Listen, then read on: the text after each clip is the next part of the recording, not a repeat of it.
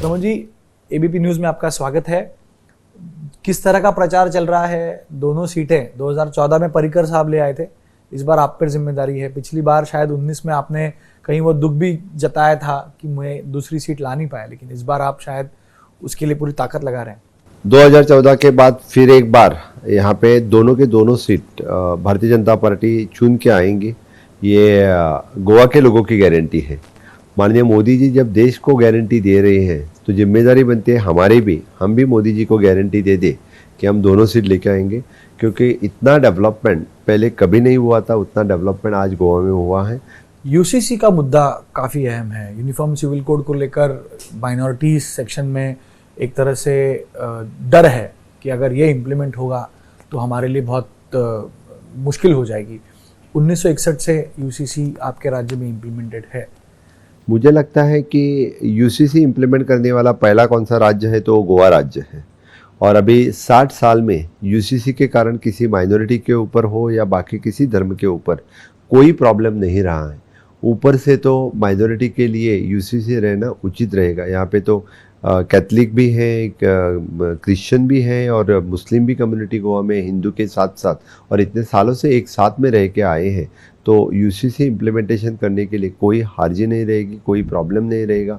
और यूसीसी में एटलीस्ट जो कुछ यानी यूसीसी में बाकी रूल्स है, यानी चाहे वो बर्थ रजिस्ट्रेशन हो, मैरिज रजिस्ट्रेशन हो, इस तरह के, और वो समान नागरिकता किस लिए कि the girl and boy, the male and female दोनों को इक्वल रखना, बस दैट्स ऑल।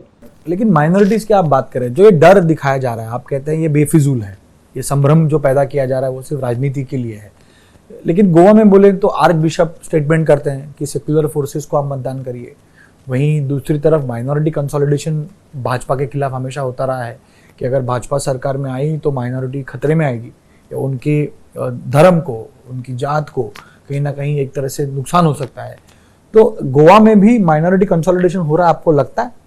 मैं तो बोलता हूँ कि मैं इस स्टेटमेंट का वेलकम करता हूँ, क्योंकि सबसे बड़ी पार्टी और सबसे सेक्युलर पार्टी कौन है तो भारतीय जनता पार्टी है। क्योंकि सर्वधर्म समभावता कोई मानता है तो भारतीय जनता मानती है। सबका साथ सबका विकास करने वाली पार्टी भारतीय जनता पार्टी है। आज तक मोदी जी के 10 साल के कार्यकाल में किसी के ऊपर भारतीय जनता पार्टी ने किसी जाति और धर्म के ऊपर यानी अन्याय नहीं किया है। और मुझे तो लगता है कि सबको साथ में लेके आगे कोई बढ़ा तो भारतीय जनता पार्टी है। ऊपर से the Congress which is a communal party, Congress ने खुद होके जो उनके इस बार के जो उनका इलेक्शन एजेंडा है उसमें क्लियर कट मैनिफेस्टो में डाला है, क्योंकि redistribution of the wealth means redistribution वो किसको कर रहे हैं। इस तरह के जो मुद्दे उन्होंने डाले हैं वो डायरेक्टली लोगों को पता चलता है कि Congress which is a communal party which is trying to favour for someone. आखिरी सवाल मेरा, 400 पार का नारा लेके आप जा रहे हैं, कितना विश्वास है? और दोनों सीट्स तो आप कह रहे हैं हम जीतेंगे, 400 पार क्या रियलिस्टिकली पॉसिबल है? एक तो दोनों सीट हम गोवा में 100% जीत रहे हैं। मोदी जी के गारंटी के ऊपर यानी देश के लोगों को विश्वास है, इसलिए 400 पार 100% हम कर रहे हैं। जैसे ही घड़ी का काटा दोपहर 2:30 पे आए, बबीता जी का दिल सास बहू साजिश के लिए मचल जाए। और ये है इनकी बहू, पूरे दिन ऑफिस की टेंशन हो जाए गॉन जब ये करें अपना फेवरेट शो फ्री टाइम पे ऑन। इनकी तरह आप भी देखें अपना फेवरेट शो अपने टाइम पर और डाउनलोड कीजिए एबीपी लाइव ऐप अपने स्मार्ट टीवी पर।